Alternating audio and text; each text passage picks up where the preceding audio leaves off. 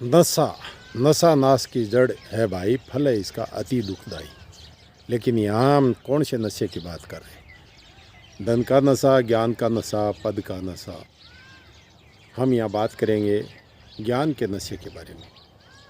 उज्जैन के राजा भोज और उनके कवि माघ काफ़ी विद्वान थे। अपने आप में अपने पांडित्य पर बहुत ज़्यादा भरोसा था और उसका उनको अहंकार भी रहने लग गया था। तो हर जगह अपना वो ज्ञान प्रकट करना चाहते थे, एहसास दिलाना चाहते थे कि मुझे इतना ज्ञान है, और औरों को नीचे दिखाने की चेष्टा करते थे। तो हर व्यक्ति सोचता कि इनको एहसास दिलाना चाहिए, लेकिन चूँकि राजा का कवि था इसलिए हर व्यक्ति के बस की बात नहीं थी। हर किसी के पास इतनी हिम्मत नहीं थी कि उनको इस चीज़ का एहसास दिला सके कि आप ज्ञान का नशा करने लगे हो, इस तरह का नशा आपको नहीं करना चाहिए। लेकिन एक दिन सुबह राजा भोज और कवि माघ जंगल विहार करके आ रहे थे, जंगल से भ्रमण करके आ रहे थे। रास्ते में एक झोंपड़ी थी, उस झोंपड़ी के आगे एक बुढ़िया बैठी चरखा काट रही थी। तो कवि माघ ने अपना ज्ञान झाड़ने के लिए, ज्ञान का प्रदर्शन करने के लिए उस बुढ़िया से पूछा कि ये रास्ता कहाँ जाता है। तो बुढ़िया जान चुकी थी कि ये राजा भोज है और ये है कवि माघ और ये अपना ज्ञान प्रकट करना चाहती है। तो बुढ़िया बोली, रास्ता कहीं नहीं आता जाता है, रास्ता तो यहीं का यहीं रहता है, इस पे आदमी आते जाते हैं, आप कौन हो? तो कवि माघ ने कहा, हम तो यात्री हैं। तो बुढ़िया ने बोला, यात्री तो संसार में दो ही है, आप कहाँ से यात्री आ गए? सूर्य और चंद्रमा केवल दो ही यात्री है। तो कवि माघ ने कहा, हम तो क्षण भंगुर मनुष्य है। तो बुढ़िया बोली कि क्षण भंगुर तो इस संसार में दो ही है, यौवन और धन। ऐसा शास्त्रों में लिखा है, उन पर भरोसा नहीं करना चाहिए, कब नष्ट हो जाए। तो फिर कवि माघ ने सोचा कि ये तो बड़े टेढ़े सवाल पूछने लग गई है।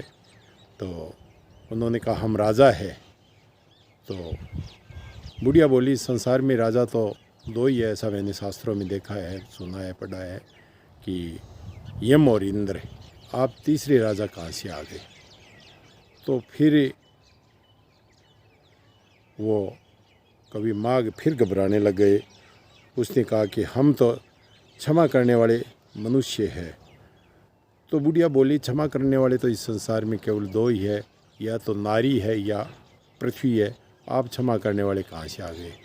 तो इस तरह से वो बात पूछता है, बुढ़िया उनको निरुत्तर करती जाती है। तो फिर कवि माघ बोले कि हम तो हारे हुए हैं। तो बुढ़िया बोली, इस संसार में हारे हुए तो दो ही है, या तो किसी ने कर्जा ले लिया है या फिर किसी ने अपने चरित्र का पतन कर लिया है, इसके अलावा कोई हारा हुआ नहीं है, आप तीसरे हारे हुए कहाँ आ गए?